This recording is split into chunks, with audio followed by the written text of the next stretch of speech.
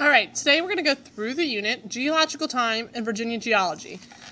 And it's about the study of Earth's past and what it tells us today. So there's a lot to learn about things from the past, and they help us learn about things we might need for the future. So we're going to start with each of the concepts that you should have learned this unit. We have geological timeline, geological record, and then Virginia provinces.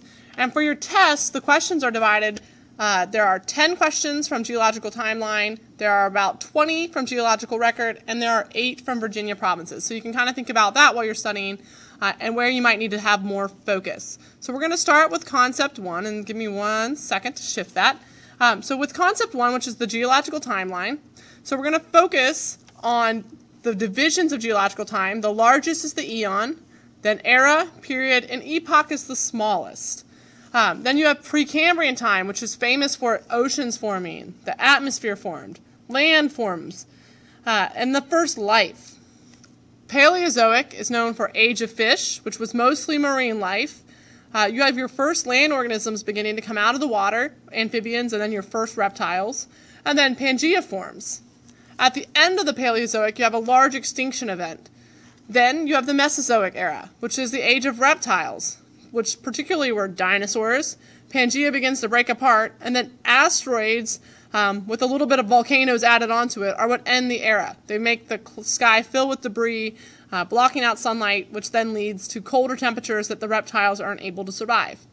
The Cenozoic era is known as the age of mammals, and it's our first humanoids appear in the geological rock record. So these are your important concepts to remember with geological time. You do want to go ahead and take a look at your timeline with the different eons, eras, periods, and epochs that's on your study guide, so you can refer back to those and what things happened when. All right.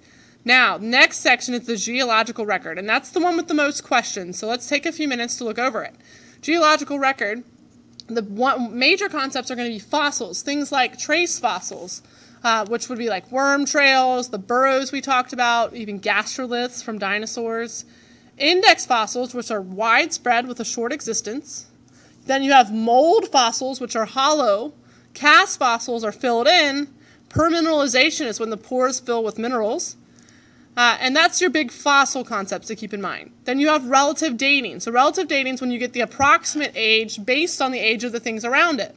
So index fossils can help you do that. Index fossils might tell you the time period. Because of their short existence, they can tell you the time period that the organism would have existed. You also want to keep in mind your principles. Superposition says that the youngest should be on the top and your oldest rock should be on the bottom. Cross-cutting says that faults and intrusions that cut across layers are younger than the things they cut across. Horizontality is for sedimentary rock. They form horizontally. They should not form at an angle or in blobs. They should be nice and flat.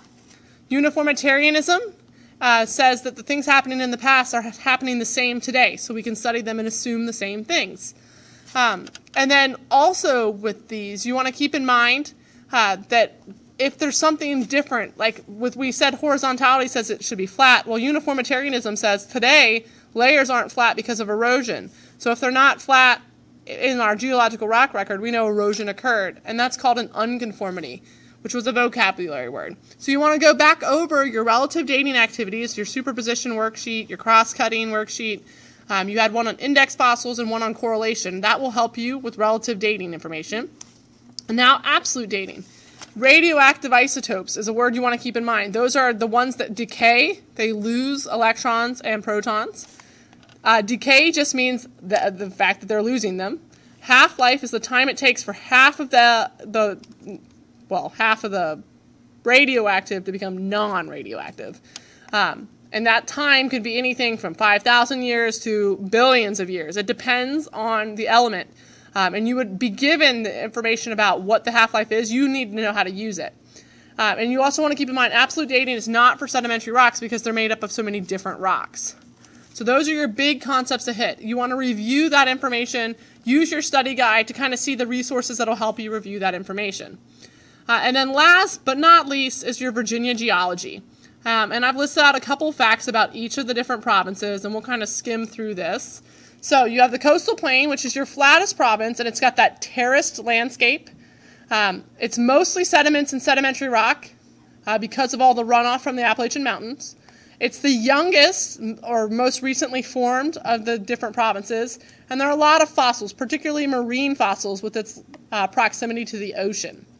Your Piedmont's the next one over, so now we're going towards the west. This was your most eastern. Now towards the west, you have the Piedmont province, which is where we live. It's the rolling hills. It's the largest province. It has slate and kyanite mines, which are used for electronics. It's also got a lot of igneous and metamorphic rock underneath. Next one is Blue Ridge, which is your oldest. It has the oldest rocks found in Virginia are found along the Blue Ridge.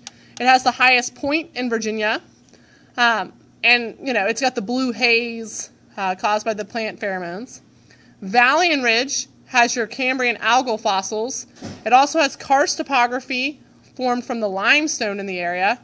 And then your last province in the west would be the Appalachian Plateau, which is known for its coal, flat-lying sedimentary rock, and fossils. So when you're studying, you want to go back over your Virginia notes, which was the fill-in-the-blank notes. You also want to make sure that you're kind of looking at that frame that you cut and pasted together. That'll help you review that information. So make sure you're studying that for the test.